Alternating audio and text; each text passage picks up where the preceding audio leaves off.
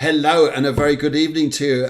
My name is Phil Griggs. This is Cafe Clairvoyance and welcome to this evening's show. And my goodness, what an interesting show I think you're going to find this being.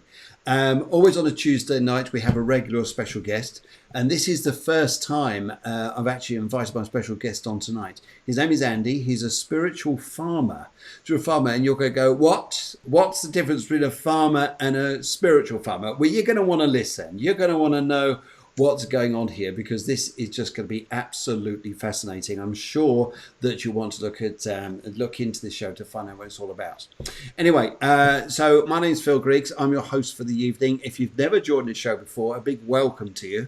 And this is a show which embraces spirituality, people together, ideas, invokes us to question things, invokes us to seek higher inspiration in the knowledge of our wonderful universe, and also here, just when you think that Emmerdale gets interesting, you actually realise that this show's more interesting. In fact, it's a horror movie now to watch things like Emmerdale. I mean, it's worse than torture, really, isn't it? Anyway, so here we go. We're going to go and do the show tonight, and we're going to welcome on Andy in just a second. But first of all, let's give you a little intro.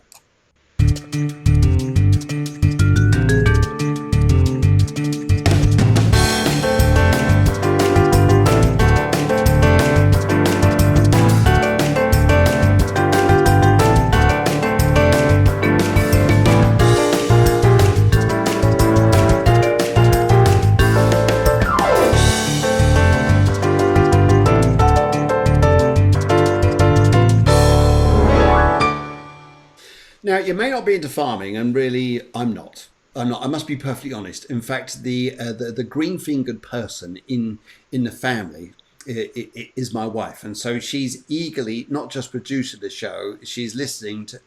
Probably going to hang on to every word that Andy says as we go through the show this evening, and I'm sure you'll find it absolutely interesting, because talking to Andy over the past few weeks or so and just discussing what he does, it's just like what. All this information coming through about farming is just incredible.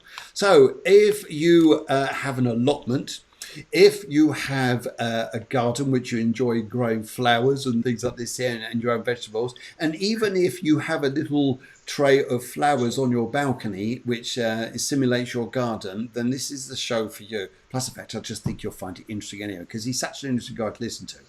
Anyway, just to let you know, this show's going to be on for an hour. And also, just to let you know as well, what's coming on next week. Okay, this is going to be bonkers. Okay, absolutely crazy, absolutely bonkers next Tuesday. This one's going to be lively, entertaining, and probably, what? You'll go home going, did you know this? Did you know that? Anyway, so next week, I've got Jivana Das.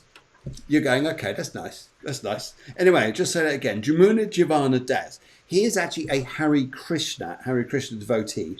We're going to be talking EFT. We're talking about his practitioner side and the resetting of the matrix. What more can we say? What more can we say? So I think you guys here just get ready. Now, there's an email address up here which you can see, which is partydeportet at gmail.com. This is Andy's email address. As we go through the show, this evening, that's going to be on the screen there. If ever you need to question or find out things, here, how do I grow my roses that much better so they start doing funny things, and how do I make my cider taste nicer? You're going to want to know. Okay, and good evening to everybody. Hello Denise, hello Laura, hello Cheryl. Good evening, hello Helen, and of course the wonderful lady herself, Eleni, who's also being showing her wonderful fruit and vegetables online. Thank you very much for showing that. Anyway, I think it is about time I brought on my special guest. So I think I'd just like to welcome on Andy, the spiritual gardener, who's not far from me. He's in a little area called Portet, and I think here you'll find this an absolutely fascinating show. Now, okay, so here we go. Round of applause, please. Let's welcome on Andy. Good evening, Andy. How are you? I'm very well, thank you. For a lovely day.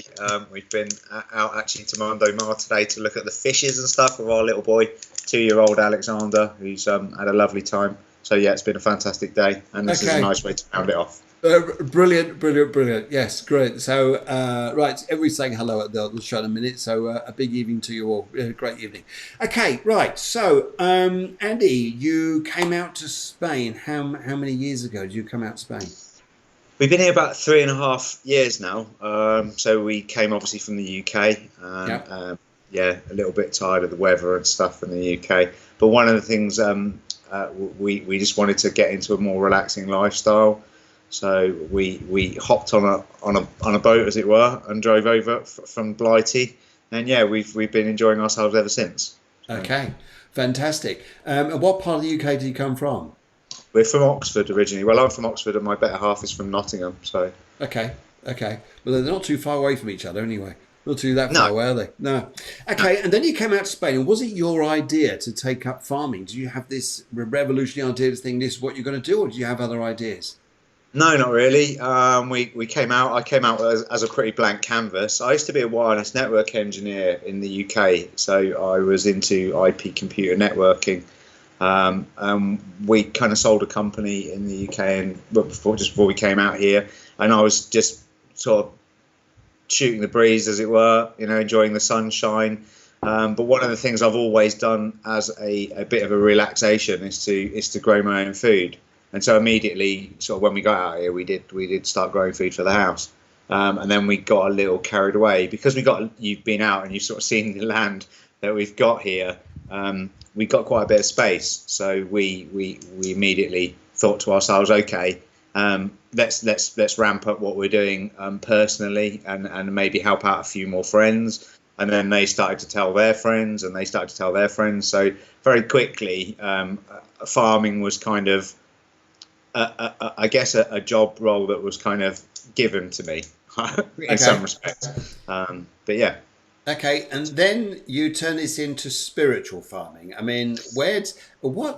I've never heard of a spiritual farmer. I don't Yeah, think it's amazing. I never went to agricultural college, obviously, so I didn't get the memo of how to be a conventional farmer. And so, of course, being an internet sort of boy, or an IT based sort of chap, I immediately started to fly into the internet and find out what the movers and shakers were saying about plants. One of the things, because I did actually go and work in some farms before I came over here, just to get a bit of practice, as it were. But one of the things that struck me about farms was the amount of effort that they put into growing things compared to how easily it appears to happen in a natural situation. So where Okay. plants are not cultivated, they always seem to be growing really well. Where plants are cultivated, there seems to be a number of problems and different management practices that need to be put into place in order to get from the beginning of a plant's life to the end. And that was always something I found rather confusing. So I kind of set about really trying to understand how it was that, say, for example, a forest system grows. So I Okay. wanted to understand how the plants were getting nutrition, how they were getting access to water, and how they were managing to keep themselves healthy without somebody like me there providing mineral-based fertilizers and irrigation and those sorts of things. So that was really the kind of start to it. It's just asking myself the question, how do things grow naturally? What are the mechanisms behind that? And then I was really, really fortunate enough to meet a couple of people who sort of took me into the world of soil biology, as it were. And that was really my first step into farming, was understanding that there's microorganisms that exist beyond our eyesight range, that actually partner up with plants to deliver life, essentially. And one of the Um, things which I found out from you, which I thought was actually fascinating, is that if you wanted to experience a chill out, like for instance, you're stressed, you've got a headache or anything like that, you can put your hands in the soil. yeah, yeah, very much so. Yeah, I mean, most of our medicine, in actual fact, comes from the soil, right? So most of our Okay. antibiotic drugs come from the soil. Most of the mind-altering drugs that we have as well, antidepressants and what have you, they all come from the soil as well. So, really for me, it wasn't a great leap to realise that actually, as I was farming, the Yes. biology that lives in the soil was modulating me on a near constant basis. And so there's certain organisms that live in the soil that secrete something called a cytokine. And a cytokine is a compound that's used in common medicine. Prozac is a really good example of a cytokine. And so cytokines actually modulate your brain wavelength and actually make you feel more at ease, which is why I guess all farmers, or mostly gardeners and the like, have like this glee kind of smile on their face most of the time. It's literally because they're breathing these organisms in, they're absorbing through their skin. They're inadvertently breathing in microorganisms which modulate and put at ease the brain's activity. And so, for me, farming is a wonderful thing for anybody who's got any kind of stress in their life, I think, because actually what we can do is mitigate a lot of that just simply by putting your hands in the soil. And that to me is incredible. That is fascinating, that is, because when I was working in the prison service years ago, one of the things that we had there, which we wanted to try and help prisoners change their thinking, change their behaviour. And one of the things that always worked was farms and gardens, what we called farms and gardens, where they were growing tomatoes, they were growing cucumbers, they were growing peppers, they were doing the grasses, they were mowing the lawns. And these guys always just seemed to be a very happy, chilled out bunch. Yeah, I think it's probably something that we should prescribe in all prisons or in all places where there's kind of disruptive behaviour. Yes. I think that actually, farming, not only are they growing their own food, and so they're getting access to a level of minerals which is pretty much and you can't get that kind of level of nutrition from buying food from a supermarket. The only way you can get full nutrition from a plant actually is to grow it yourself, really, and to pull the food off as quickly as possible. And those microbes that live in the soil actually colonize the arboreal part of the plant, so the above ground part of the plant as well. So it's all over the fruit, all over the leaves, all over the stems, all over the roots, literally any part of the plant that you consume. At the same time, you're actually consuming a bunch of kind of out of your eyesight range microbiology. And this microbiology, much as it lives in symbiotic relationships with the plants in the wild, then becomes symbiont to us as well.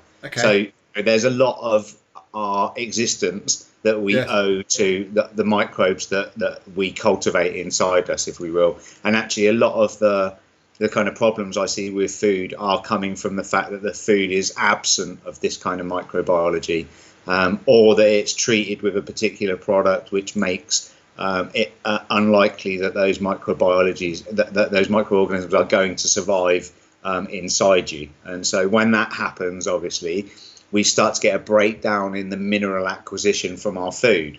And when we get mineral breakdown, of course, we start to get other breakdowns physiologically, mentally, or otherwise. So I think a lot of the chronic illness today stems from the fact that people are not eating enough diverse, different types of food. And when they are eating food, it's probably laced with some chemical compounds from the agrochemical industry, which are limiting the ability for those microbes to service us. Okay. So. Now that's interesting here. So, for instance, you go to your supermarket, and we're not naming any supermarket, but you buy your vegetables there off the shelf there. What's the difference between those vegetables and the vegetables that say come from your farm? You've got a big smile on your face. I'm just waiting for the explosion of. There's many differences. I mean, not least, we looked at some tomatoes when you came to the farm the other day, and tomatoes are a really good example because when they're growing fresh on a plant, they have like a spiky appearance on the outer surface. Yes, I noticed that. Now, those are literally little hairs. They're called trichomes.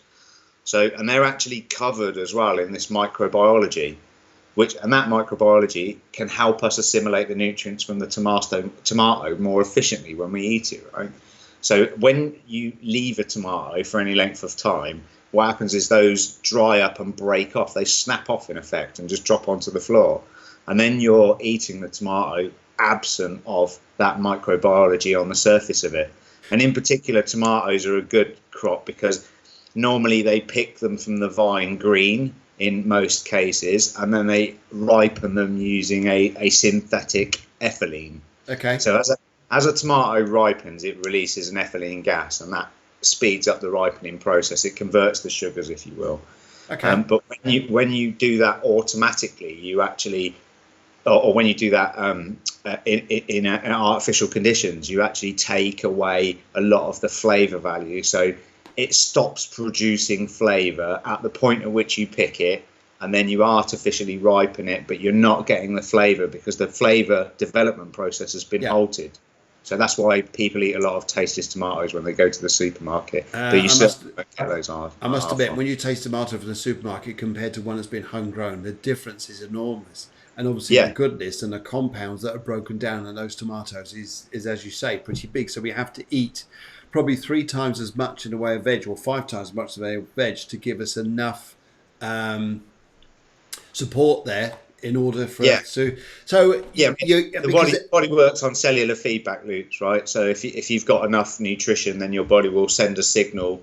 Normally, this is again related to a set of microbes that live inside your gastrointestinal tract, and they'll send a signal up your vagus nerve, which is linking your gut to your brain, and they'll say your brain will get the signal, stop eating cabbages.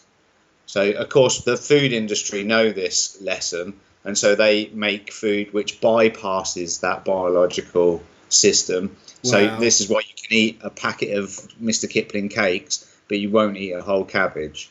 So that's the fundamental reason, is that Mr. Kipling cakes and other cakes, of course, bypass the signalling mechanism that the body gets to say you're full up. You've reached nutrient satiety. You've got all the minerals and elements that you need at that moment in time. Ergo, stop eating.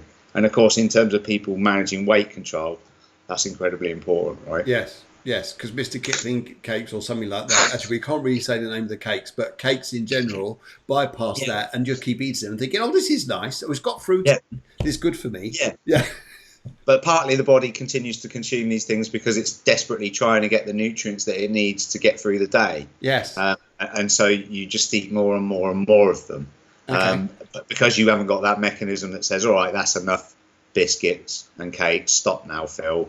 You just carry on eating them. Unfortunately, that works out as an expanding waistline in the end. Unfortunately, and abnormalities. I must admit, since I've eaten your vegetables here, and I don't eat cakes. We used to during the winter. We used to eat things like chocolate and things like this because it's nice with a cup of coffee or something like that, or a glass of wine. Anyway, so we used to drink that, but now just cut it all out. And I must admit, feeling and eating your vegetables, you do get the feeling here. Okay, I'm full up. But the last thing I want now is anything which is toxic to the body, like a cake or something like that. I've gone right off that. Just talking here, Eleni, one of our listeners, she writes in and she says, we got our allotment. It will be 4 years this September. It has helped us not to be stressed as much, calming enjoyment, and we give out any produce to our neighbours and family. Now, I've seen pictures, Emily, of some of your crops there. So this is one lady here who's extremely happy and finds growing her own food very calming, which, as you're saying here, as soon as you put your fingers in the soil, you're picking up the bios, which is associated with medicines which help us become calm, like Prozac or something like this.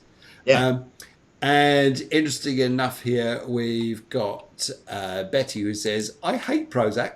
Well, good. We'll just put your hands in soil. Just get the natural stuff. Yes. She's actually come all the way over from Alaska. She's been in a hospital for 4 months. February, March, April, May, June. 5 months. But 5 months, almost 6 months she's been in hospital for. Today is the day she's going home. So we'd just like to say a big round of applause to Betty, because I think this is fabulous news, Betty. Fabulous news. So, and it's lovely that you watched the show from your hospital bed there. But now you could watch it on your iPad at home, or you could put it through your Chromecast on your TV there and watch it on the screen, whatever you like to do. And yes, okay. So Ellie, thank you very much. Betty, thank you very much. So that's absolutely fabulous. 6 months she's been. 6 months she's been in hospital. Oh my goodness, that's a long time. But yes. And also Ellie says we get different sizes and shapes and smell, and so taste so different and yummy. That's nice. Now that's interesting. Eleni, congratulations to you. Because she actually says here that she's just come off antidepressants. And that's interesting if you're working in the gardening or you're working a lot on there. And there's probably a big helper for you. And obviously Andy here, I think, here would agree that if you're on things like this, go and do some gardening, and you'll probably find that you won't need. I'm Yeah, not taking over a doctor's job. Definitely not.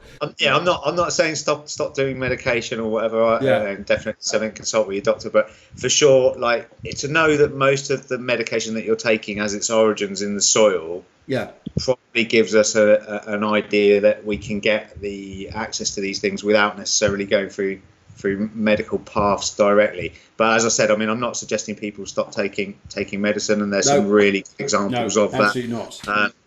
But yeah, I mean, certainly if you want to get some way into relaxing, gardening is a good pastime, I think. Yes, I think Of course, it is. has its immense frustrations as well when you're trying to do it on a commercial level, and you're living in Spain and you get a gota fria, and then you get slammed 2 weeks later with another gota fria, and that's quite a challenge and can be quite stressful. But most of the time, That's not a wild woman, by the way, Gossifria. No, that's actually a storm.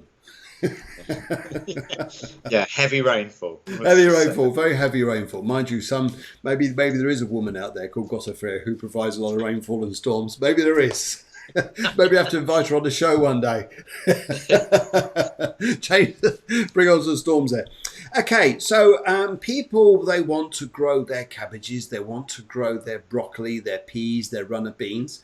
We were talking earlier about this is interesting thing here, and this is a bio preparation.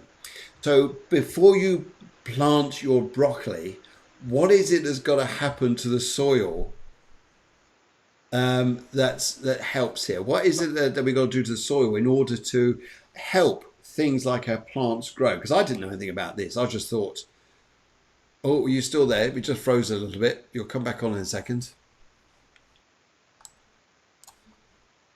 I'm sure we'll just go and jump back there in a second. Just a little freeze, just a little freeze.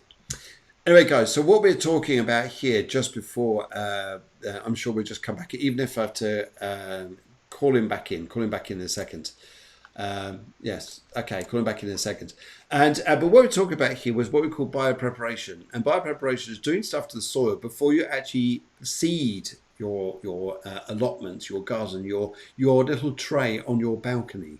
Little balcony here, how to do this. Right, I'm going to call Andy off just for a second. I'm going to go and see if I can get him back on here. Right, okay.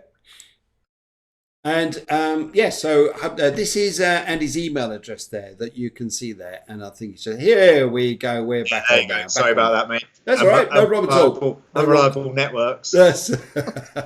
Yeah, so I think you were asking me a question about what we do in order to kind of prepare land. Prepare land. So people are going to go, because I would have thought here, you just dig up a bit of soil, you go down your shop, you go and get that compost stuff, you just stick it in the ground. Then you're looking at me here saying that's a joke. You're having a joke, aren't you?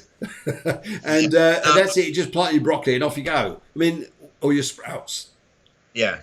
So I mean, obviously, depending on the plant type you're looking at, so certain plants are oxidizing plants and certain plants are reductionist plants. Now, when we're talking about that, we're talking about redox chemistry. And so what that means is some plants burn the resources of the soil, if you will, they flatten the battery. Okay. And other plants add charge to the soil. So in other words, they charge the battery. And really it depends on the type of plant that you're growing in the first instance. But if you're going to go with a brassica, a cabbage or a broccoli, for example, then we need to make sure that there's some mineral content in the soil to begin with. Sometimes we find that testing the soil is the best idea. So whenever we start, we always do a raw chemical analysis of the soil. Okay. So we find out what elements are in the soil and then what ones might be low. And then we try to top those up based on what we consider to be the ideal ratio of those nutrients for any specific plant. Now that sounds a lot more complicated than it actually is. But typically what you do is you go out and you take a soil sample. So you'll dig up a part of your soil. Now we do this on the same day every year. So we always pick a time in the autumn where we dig the soil up and we mark the soil on GPS. So we basically try to test the same area of soil on an annual basis, and this tells us how the soil is changing over time. But it's not enough just to test the soil, the chemical content of the soil. We need to obviously understand the biology. Because, I mean, if we go back to the beginning of how plants grow, so essentially roots take up nutrients, okay? So they're via their wood, it's via a woody interior, which we call the xylem. So that's the upward flow from the bottom of the root tip up to the tips of the plant. So the nutrients that it acquires through the root feed cell division, chlorophyll, photosynthesis, and basically we build up sugars in the plant. The plants typically build up a surplus amount of sugars, so they then take this surplus amount of sap sugar and they push it back down through the root system through something we call the phloem. Okay. So xylem up, phloem down. Okay. Now, this then leaks into the system, and every plant has its own unique signature of sap, and that attracts specific groups of microbiology. So if you like, what the plant is doing is leaking cakes and cookies into the soil profile. Yeah, we understand that. I think we understand the way you say that. Yeah, and microorganisms go, I really like cakes and cookies, I'm going to go there. So they run to the plant root as quickly as they can. And actually, it's these microorganisms which elaborate the nutrients from the soil system, or the compost, or the clays, or the humus. So they act as an intermediary, if you will. So they can mine parts of the soil, mine the colloidal clays for, say, iron, for example. Then they hold that about their person until a plant says, hang on a minute, mate, I really need some of your iron. How about I give you some zinc? So the microorganism says, okay, that sounds like a fair trade. I could do with some zinc. Here's some iron. So it passes iron to the plant, and the plant passes zinc to the microorganism, and everyone goes away happy. Okay, so me, for example, my wife, Deborah, she likes planting here. She's about to go and plant her Brussels, her tomatoes. She wants to check the soil. She's just got some soil from a local shop in one of those bags. Just got to open it up. What can she do to prepare the soil even more before she plants her tomatoes? Is there something that you would say here, or will you just stick tomatoes in and off you go? You can. I mean, you can just put tomatoes into compost, and you would get a certain result in that. But what people need to kind of think about is, it'd be like, if you're eating the same food every day, like, whilst you might really like it, at the end of the day, it's not going to be particularly healthy for you in the long term. Okay. So if your favourite food, say for example, your favourite food is Brussels sprouts, and you just eat those every day, all day, there's going to be problems occurring. They're called wind, I think. Yeah, for sure. But I mean, certainly, like, what everything needs is diversity. In order to gain strength, things need diversity. So we can put different inputs into the compost in order to attract other groups of microorganisms. Okay. So compost tends to be selective on a group of organisms called archaea. Within that group, there are some really interesting actors, but it's only one part of the puzzle. So normally, in order to attract a lot of the mineralizers, we need to maintain a balance of clay. And normally in most compost, it's absent in clay. So if you actually think about soil, what soil is a mixture of sand, silt, clay, and organic matter, right? So the compost provides the organic matter, but it's not providing the sand, the silt, and the clay, for example. So we need to mix the two. Yeah, ideally for me, when I'm making my own compost, I always use a bit of soil from the field. So I dig up some soil from the field and I add that to my compost pile, and that adds in the clays, it adds in the sand and the silt and the different particles that basically provide the diet for the richest array of microorganisms. So people then, before they go out and grow their tomatoes, they could go and get some soil, mix in some compost, just keep it there for a while, just keep it like in that state before you put the tomatoes in. Is that the idea?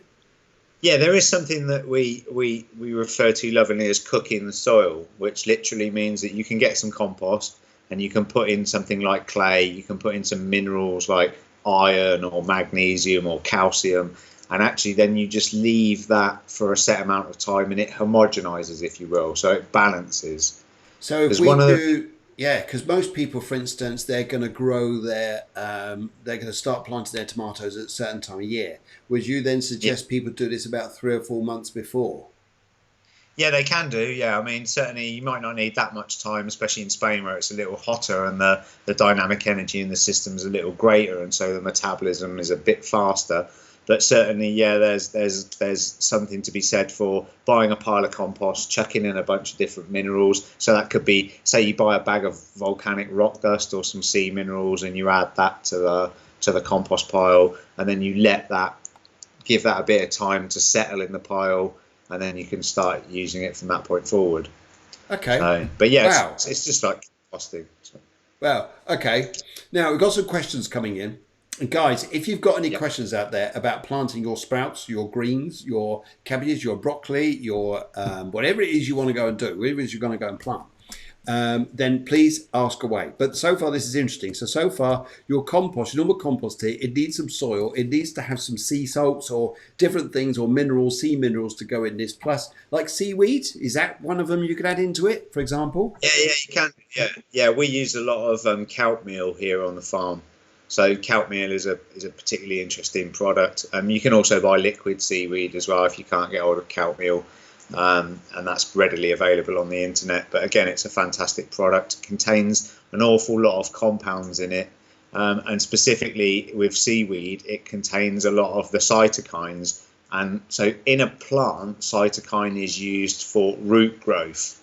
Yeah. So It sounds you have like a number of Star different. Wars. This does. We talk about cytokines. The cytokines are Yes, invading. Oh my goodness, where's Luke? it's essentially a growth hormone. So it's a plant growth hormone. But cytokine is particularly important, especially when you're growing tomatoes or any plant that produces any fruit, because what happens is normally when the so you have a balance of growth hormones, right? Auxin is one that makes a plant grow upwards. So if Yep. you think of auxin and you think of shoots, so and if you think of cytokines and you think of roots, but normally what happens is those two conflict with each other Okay. inside the plant. So as the tomato plant, which looks lovely and lush, and everyone's tomato plants look absolutely fantastic until they start producing tomatoes, and then they start to go downhill from there. And Ah, so right. understand why that's happening is literally a way for you to put a program in place that allows you to mitigate it to some extent. So as the tomatoes grow on the plant, they're full of seeds, right? Because basically a tomato is just a way for the plant to distribute its seeds so Okay. that it can be grown elsewhere. So when that happens, the plant switches its hormone state from a cytokinin dominant, a root growth dominant situation, into a shoot growth dominant situation. Because effectively what we're doing is packing the seed with energy so that when it germinates, it pushes upwards towards the sunlight. Right, so it Okay. needs to have this growth hormone called auxin in it. But once auxin gets to a certain level, it clips cytokinin, so it stops the root from growing. Now, of course, when the root stops growing, what happens then is the plant uses up all the minerals and all the food that immediately surround the root. So if your plant root is not touching fresh minerals, it won't get any. Yeah, that's the point. So if I'm a tomato plant and I've got raised auxin levels and my roots are no longer growing, then I'm not getting fresh access to minerals. When I stop getting fresh access to minerals, I stop being able to form complete proteins. Now, the proteins are, if you like, an instruction manual for the plant so that if it gets a problem, it can sequence this protein and initiate a system to recover or to mitigate. Okay. So when the roots stop growing, they use up all the nutrients. No nutrients are available. The plant starts to get sick. So it'll start to get blight, for example, which is a common thing. People's leaves start to brown, Yes. normally from the bottom upwards. And that's a sign that the plant has switched its growth hormone state into an auxin dominant state. And seaweed is a product that you can use to mitigate that process. So Ah, there you go. immediately A when bit of you start seaweed. to see, yeah, So when you start to see the flower heads appearing on the tomato plant, every 8 days here in Spain, foliar, so spray on some liquid seaweed onto the plant every 8 days, and that'll maintain a cytokinin dominance in the plant. So it means that the plant will keep growing at a root level, and that I will must stop admit, this is from getting sick. fascinating, absolutely fascinating. I mean, I'm getting into tomatoes now, and I love tomatoes to eat. They're fantastic. And your tomatoes, Yeah, I mean, some of them are like that. And you can see when you yeah, look closely, you can see the tiny little hairs in them, as you're saying. And but I must yeah, admit, the best way to eat them is when you just pull it off the plant and eat it straight away, because you get those little spines on them, as you're saying. Now, yeah, several yeah. questions coming in. Deborah asks, do you follow the phases of the moon when planting? Yeah, for sure we do. Yeah, yeah, absolutely we do. We go a little bit kind of further because we're actually planting. You guys are heavily into your astrology, so Yeah. this maybe will resonate with a lot of you guys. So we plant certain things depending on the moon cycle. So we would, for example, plant fruit crops on a waxing gibbous, Yes. and particularly when we're in the zone of Sagittarius. Yes. That'll be something that we would look to do. So if we're planting any new fruit trees or any new fruit-based crops, like even tomatoes, then that's a brilliant time to kind of do it. So we will reference a lunar calendar for that, just to make sure that we're getting it right and that we haven't forgotten our days in the cycle. But there's loads and loads of good resources on the internet for this, rather than me kind of spend hours sort of talking about it today. Well, it's interesting. But yeah, And it's interesting. It's so yeah, interesting. yeah. Now, actually, I think here the way you put this across, I think here is more interesting than actually trying to read it off the internet. It's just nice listening to your enthusiasm in what you've done. It's amazing. Okay, so Andy, definitely use the phase of the moon depending on what particular crop it is. Now, here's an interesting question as well. Should certain veg not be planted together? Yeah, I mean, there's certainly plants that grow well with each other and plants that grow against each other. Now, the scientific reason for that is based on organic redox chemistry. Most things are for me, based on organic redox chemistry, and this is about reduction versus oxidation, or if you like, gain versus loss. And that goes back to that battery. These guys are going to go out there now, going to talk about organic redox energy. Is that what it's called? Yeah. Okay. Yeah. I mean, it's the same. It's the same for all of us. It's basically life happens out of the chaos of redox, and actually, it's a battle between reduction and oxidation, or loss and gain. Those are the things that create order and basically give us life. So it's that dynamic relationship between our redox states that is the thing that allows the chaos to organise, as it were. It's great to just go down the pub and look at someone and say, yeah, there's a problem with you. I think you're not, you haven't got enough organic redox, whatever it is, radiation inside of you. Naturally, I felt a bit today. That's probably why. Redox. Yeah, I mean, redox is certainly not something that most farmers will talk to you about. I can absolutely promise you. It's I think probably the single most important thing in how to understand plant life, and understanding how to put systems in place to mitigate the swings of redox. So what we're really trying to do, I mean, if you imagine the human body, when you get a foreign invader, a common cold or a virus, for example, the body moves into a state of oxidation. Yes. That's where it starts to accumulate excessive radical oxygen in order to disinfect a local area, right? Okay. So it'll raise body temperature and it'll try to cook out the pathogen, the illness, the virus, the whatever. Which is why the nurse always says here, it's good you've got a temperature if you're fighting an illness, because that's your body's natural way of trying to fight it, even though you don't feel very well. No, that's right, yeah. So that, and again, that's your body swinging its state of redox. So what's actually happening inside you is electrical activity versus acidification or alkalization of the body, and at various different parts. If you imagine electrical activity on a vertical graph and pH on a horizontal graph, yes. And what we're trying to do is keep in the middle and slightly below the horizontal line. Okay. So the minute that means that we're constantly in a state of reduction. So we're slightly acidified, Yes. but we're in a state of where we're accumulating electrons. So we've got plenty of battery reserves. So when you start to move into a state of oxidation, you start to burn up your body's natural battery resources. Okay, which we don't really want to go and do. Yes. Yeah. So if you get too many things happening at once, you just don't have the battery power to switch on other parts of the body system, which would otherwise defeat whatever problem that you've got. Okay. So, and that's the same for plants. So if we're planting broccoli and sprouts together, do they go well, for instance? Which veg would you say goes well, and which ones would you say avoid growing these two together?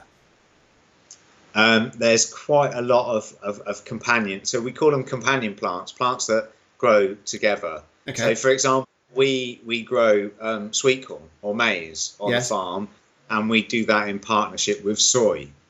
Now, soy is a legume or a nitrogen fixing plant. So it takes atmospheric nitrogen.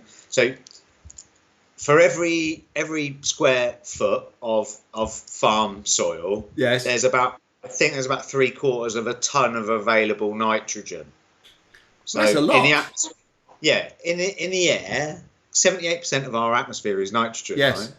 So above all parts of the ground, every about foot squared is about 3/4 of a ton of available nitrogen. Okay. But the problem is, how do we get the inert nitrogen from the atmosphere into the soil in a format that a plant can digest? Okay. So we use certain microorganisms to do that, nitrogen fixing microorganisms, and one of those is something called a rhizobacteria, and a rhizobacteria associates in particular with a leguminous plant. So if someone says to you, oh, it's a legume, then that's a nitrogen fixing plant. It's something that associates specifically with microbiology, which are specialists at taking the biology out of the air and converting it into energy for plants and food for plants. So are there plants that would work together with this, that actually bring this nitrogen in, which then feeds a different type of plant? For instance, you're talking about maize and you're talking about soy. When we're growing English veg, for instance, because there's not many people in England. Oh, well, yeah, there is maize out there, isn't there? They do grow sweet corn. But when you're doing your allotment there, and you're growing your tomatoes, and you've got your cucumbers, and you've got everything else. Yeah. Which ones would you say, plant those next to that one and plant that next to that one, because the two will be supportive of each other? Is there? Yeah. So there's what we determine to be synergistic stacks. So this is where 1 + 1 no longer really equals 2, but rather 11, as it were. Oh, okay. That's a good idea. Yeah. So what we're doing is we're trying to partner up plants that have characteristics that can be shared with plants that are slightly less efficient in certain areas. Okay. So some plants are really good at getting hold of silicon. Some plants are really good at getting hold of calcium. Some are really good at getting hold of nitrogen. Some are good at phosphorus acquisition. And so what we need to do is work out what plants out of those groups. And there's loads of resources online that will give you a good example of what companion plants are and which ones to plant alongside stuff. So, for example, we always plant basil with tomatoes, and we also plant something called Calendula officinalis. So calendula, both an edible flower and a brilliant thing for making skin creams as well. But one of the things that calendula does is it secretes a compound through the root system, which deters a root-eating nematode. So it pushes away potentially hazardous micro-worms that live in the soil that would otherwise be grazing on our tomato roots all day. Okay. Yeah, so the calendula pushes that away. Above the ground, we use basil, and basil has a lot of scent to it and a lot of aroma. It's beautiful smell, isn't it? Yeah, so that'll deter things like flea beetle, spider mite, some of the some of the insects that will go on the above ground parts of the plant. So basically, so we've planted a tomato, but equally we've planted calendula and we've planted basil. Now, all three of those plants we can use from a dietary point of view. So actually, you're not wasting any any space by doing it either. So, but it's definitely something that we look at quite a lot. And actually, I've got a small farm in Estonia, which all we do is we grow things that are biodynamic accumulators. So we grow things like dandelion, we grow horsetail, we grow like comfrey, hundreds of different plants, stinging nettles, for example. That's interesting, because a lot of those elements there you're talking about, your farm in Estonia, are elements that would actually help the body with medical astrology. Because dandelion is exceptionally good, along with natural licorice, along with some of the other plants that you're actually saying, to use some of those to balance out the body. When you're feeling sluggish, you need something more fire. Or if you've got too much water, you need a bit more earth. Earth-based plants or earth-based vegetables, which I'd love to show with you about later on in the year. And to talk about this and be to help people see the differences between their health and what they could actually do to change this. But your normal vegetables, so say with your broccoli, is there, and actually one of the questions that comes through, what is a natural alternative to stop green fly? Well, you don't have to spray that stuff on, because I remember you saying yesterday, if you spray these chemicals on, it's naturally going to attract a bug a mile away. Yeah, so basically one of the things that we try to avoid on our farm is feeding nitrogen-based fertilizer, because we know that 78% of the atmosphere is made up of nitrogen, and anyone that looks outside their window now and sees any plants that are uncultivated but are green know that those plants have an association and relationship with nitrogen. So they're able to acquire nitrogen, right? So for us as farmers now, the important thing is to understand, how does nature acquire nitrogen, and can we apply that to our farm soils? So certainly we do. I mean, crop rotation is about that same thing. If you plant a plant like a tomato and it eats the resources of the soil, we follow that with a pea plant, for example, and that puts the energy back into the soil. So, and this is again why crop rotation happens. It's literally to do with some plants take energy out of the system, some plants put it back, and we need to understand which ones we need to work with at any one time, and that's very much dependent on where you live as well. So I can make recommendations for people here in Spain, but they totally wouldn't be appropriate in the UK. But there would be other plants in the UK that would do the same job. So they can email you then and just ask you those sort of questions with the email on. Sure. So, for instance, you've got your I don't know, maybe your broccoli's got green fly on it, or your greens have got green fly on it. Yeah. How are you going to get, what sort of plants could you do, or what sort of natural stuff could you use, which is not going to attract more bugs? Well, the thing to do in the first instance is understand why you're getting the insect. So if you've got an aphid, for example, on your tomato plant, then the aphid is bringing a message to you. So, and it's up to you as a farmer to understand what the insect is, and therefore what the message, what the data is that insect is trying to convey to you about your system. So aphids only exist on plants that are volatilizing excess levels of nitrogen. So one of the key things about insects is that they see in the infrared. So when plants are exhibiting excessive amounts of nitrogen, they glow up, if you will, like a big fat neon sign, with a big arrow on it, and underneath in big letters it says "eat." And it's pointing to your plant. And the reason is that aphids are an insect. All of these things are in effect garbage collectors, if you will. So if you're growing a plant that's volatilizing nitrogen, aphids move into the system, they bite your plant, the leaves fall off, the plant then has to use excessive amounts of nitrogen again in order to grow new leaves, and that pares down the overall nitrogen in the system. But if you don't want to get the insect in the first place, it's about understanding what form to feed your plant with. So the layman out here, they're trying to understand, well, what is a layman form? What could they put on their soil in the first place? Like, would it be tea, for instance? Would it be coffee? Would it be coffee granules? Would that help? Would that stop the nitrogen? Is there something there? Everything's got a carbon to nitrogen ratio. So Okay. if you've got excessive amounts of nitrogen in the system, then you need to up the amount of carbon that you have in the system in order to mitigate excessive nitrogen. So So this that could, would be so could using that something be? like biochar. Would that be like charcoal or something like that? Could you use Yeah, that?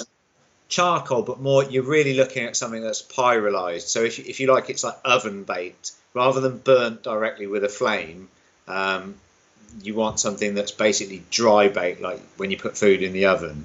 So Oh, yeah, so we get something here called biochar. You can buy it all over the world, biochar, or you can make it yourself. It's really easy. Again, there's loads of videos on YouTube which show you how to do that. Effectively, like it's like a container in a container, and you light the fire underneath the outside container, but the wood material or the organic material that you want to carbonize is in the middle, and the wood pyrolyzes, which burns off all the steam and the oils. So the difference between biochar and charcoal is that charcoal still contains an element of oil because obviously you want it to okay. burn. So say for instance you burnt your toast Yeah, and you got that black stuff, which is carbon, isn't it? Can you yeah, scrape that off and then put that you on your could. soil?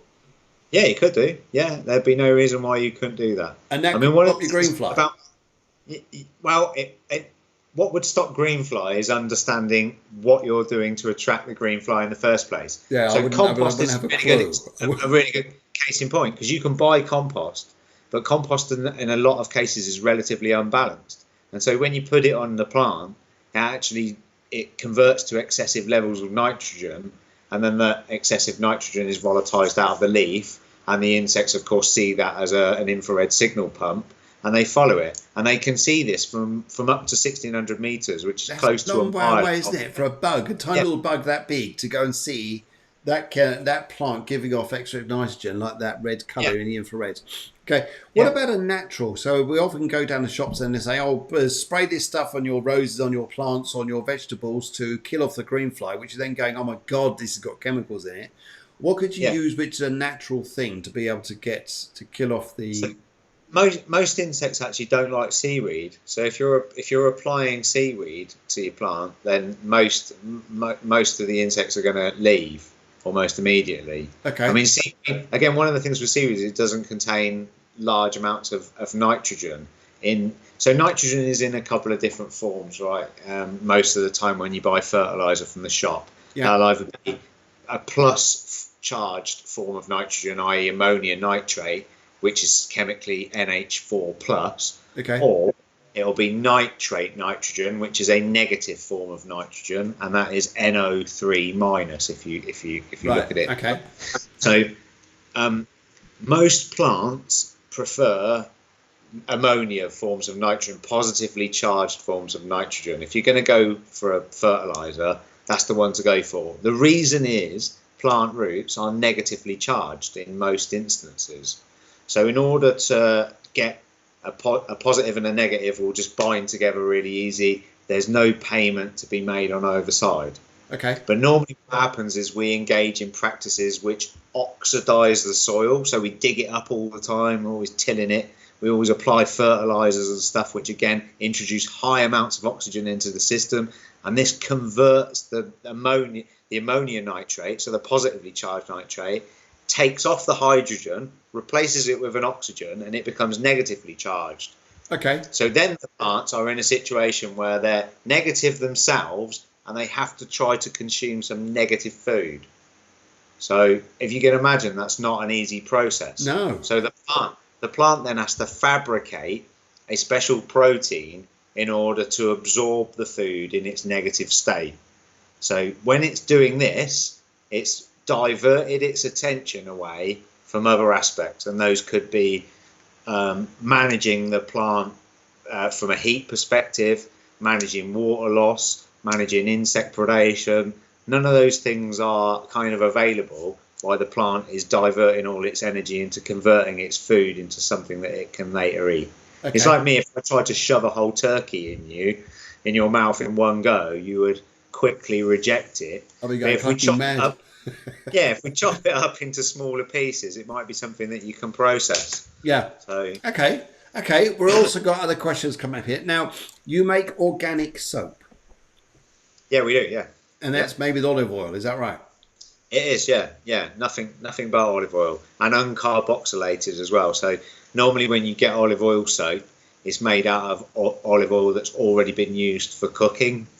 So one of the things I was really keen on was not to smell like last night's dinner Oh, that's after I've had a nice. shower. So we use an uncarboxylated olive oil, and we make that in a standard way for soap using bicarb and various different Because I things. used that last night because you gave me a bath to take home with. And I must admit, as soon as I started washing my hands with it, it had like a lovely silky feel to it, which you don't normally Yeah, get with other soaps. They dry out your hands really quick. But this is like a, wow, this is a silky feel to this soap. yeah. So, So again, guys, if on you're the interested in outside that, of your skin, you'll have a bunch of microbes living on you, mostly trichoderma and yeast and other associative bacteria that come in partnership with those. But those microorganisms are living on us. That they're our first line of defence, if you will. So if you put your hand in something that's a bit sloppy, those microorganisms effectively can detoxify that. But if we're using harsh soaps made from chemical inputs, again that soap burns the microorganisms that are on your skin. But yeah, part of the suppleness of your skin and the oiliness of your skin comes from these microorganisms. So if we remove them, of course, your skin immediately starts to dry out and lose integrity. okay, And okay. And also, you make deodorants. we do, yeah, we make organic deodorants as well. I Again, just tried using this last night, natural. and it's a lovely smell. It's a lovely, lovely smell. And Like, most of these organic things you get across here, I mean, I'm normally used to like Sure or Gillette Right Guard or something like that, and you spray stuff on, but you've got high levels of aluminium in yeah, those things, haven't you? But this natural stuff, what I was amazed about is I put it on, and it feels nice on you. But you, during going through the day, you think, oh my god, I'm going to honk because you haven't used like a Sure, but actually no, it's all yeah. right. It's quite nice. I'm I glad mean, it's worked. no one's complained so far. I mean, the dog hasn't said anything. Yeah, but yeah, it's not a deodorant that will stop you from sweating, so you will still Yes, sweat, which is a good thing. We don't want stuff to stop you sweating, and some of the artificial deodorants that are used actually stop you from sweating, and that's danger really, yes, because we sweat because we need to get rid of excessive heat. That's part of us balancing our physiology amongst the dynamic environment. And so yes. if we can't use these tools, then then we'll start to get other breakdowns occurring. I think it's so interesting is to be more organic and live like this. I mean, I've just been so educated the past few days about this. I just think it's fantastic. You've also got a fan of your chapsticks. The chapsticks for lips are just amazing. Thank you, because Deborah's using it. She thought, wow, that is just incredible. Ellie says, my granddad back in Cyprus worked in a pure green olive soap factory. So that's interesting. Brilliant. Thank you very much. Yeah, yeah, And yes, the olive oil soap is just amazing. You just get such a nice feel on your skin. You just want to use this as a thing all day. We always buy a lot of olive oil soap and bring it back to the UK. No wonder you look so well, Elodie. No wonder. No wonder. Oh my goodness, this has been absolutely fascinating. I must admit, through farming there. Just to ask though, so people understand this, and you're growing a run of beans. What yeah. plants should they grow with it to enhance the runner beans? Is there a two plants you should grow together which are advisable? I know you're saying about tomatoes and basil. Is there anything else here?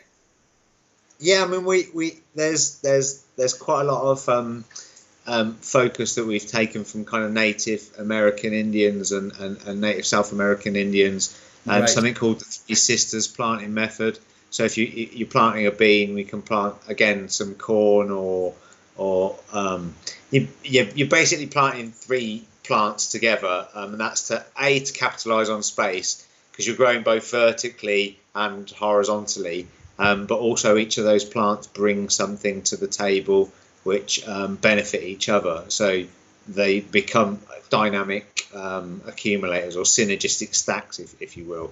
Bioaccumulators is fantastic. I love these words. Love these Yeah, words. When I go out and call people these things tonight, when I go and chat to them later, you're not bioaccumulating. no, there's loads of really interesting things. I mean, dandelion, we were talking about dandelion earlier. Dandelion we use to remove obstruction. Yes. So it's the same as it is in people.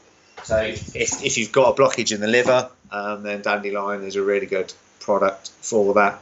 And again, in plants, it does the same thing. It's also great for colic, by the way, if anyone's got young kids or whatever. Which is and they the want air to get, system, isn't it? Which is that's right. the element of air. The element of air, you need a lot of dandelion. And to remove things like this, it is interesting part of if you're an air sign especially like your Libra and Aquarian or Gemini, then maybe this is something which helps you, or you got a lot of air in your charts. That's great. Okay. So would you But also, plant beans, peas, runner beans together? no, Okay. no. That's I what we won't. want to know. I won't put peas and beans together. I'd put them in separate rows. Okay. But and the reason is because they're all what we call reductionist plants. So when we go back to our redox chemistry, reduction plants are the ones that put electrons into the soil, right? So if you're putting too many of those into the soil, technically what we're doing is we're removing the oxygen and we're over producing hydrogen. Right. So when you get to a point at which your oxygen levels are too low, of course you're going to suffocate. Okay. So we need to get a balance of plants that are both oxidizing and reducing, and grow those together. And that's the What the I real. think we'll do for the next show, which will be a bit later on in the year, is we'll come back and we'll work with plants which work with the elements, and Yeah, also work with ones that work together, yeah, harmonize together. Which and also because a lot of people are vegetarian, but they don't lose weight because they're eating too too many vegetables which aren't working well together.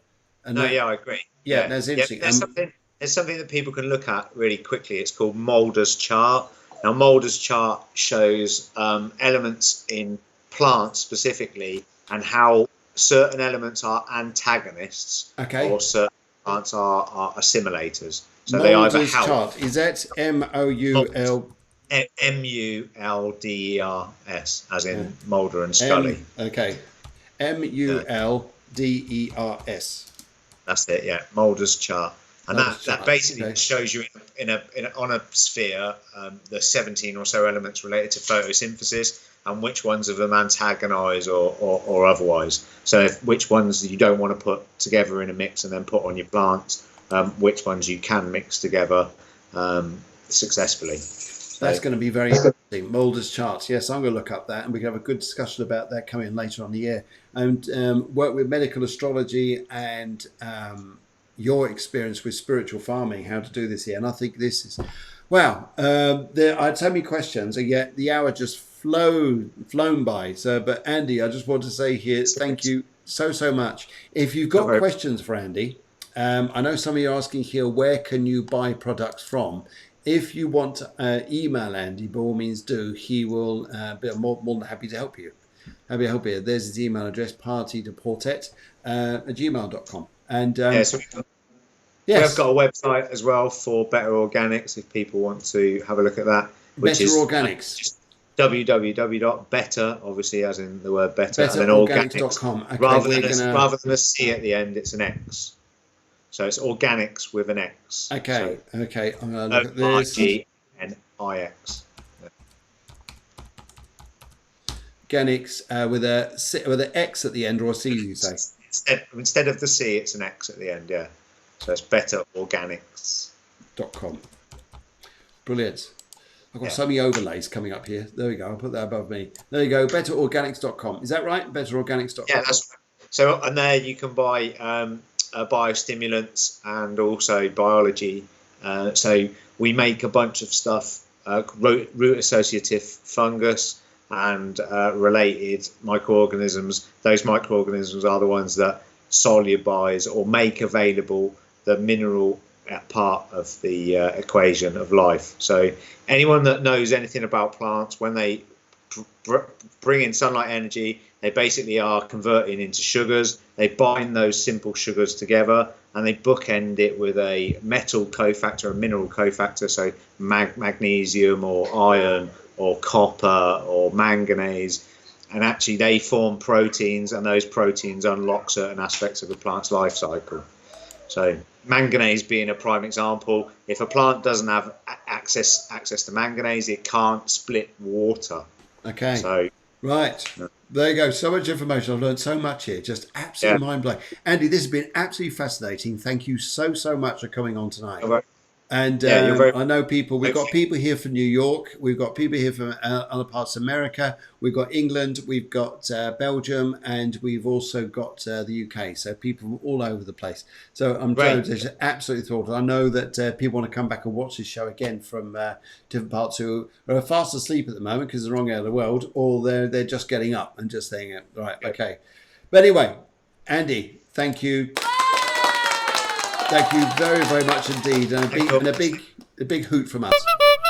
Thank you. So have a great evening to you, and warm wishes to Natalie and your son there. And just have a fabulous evening, and we'll see you soon. We'll book you up again very soon. Tomorrow morning, guys, I'm on with Guillaume doing an astrology show. That's on 11 o'clock in the morning, which is Spain time, 10 o'clock UK. See you guys then. And yes, what I'll do is I'll put the info in a Cafe Clairvoyance group. That's from Deborah. And just to say, Andy, thank you very, very much once again for an absolutely fabulous show. And we really appreciate you. And yes, if any benefits come off you from the show, then that's absolutely fabulous. And we'll push it out there anyway.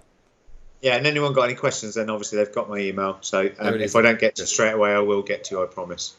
Andy, thank you very much. Take care. Have a lovely evening and see you soon, my friend. Take care. Good night. Good night. Cheers. Bye-bye now. Bye.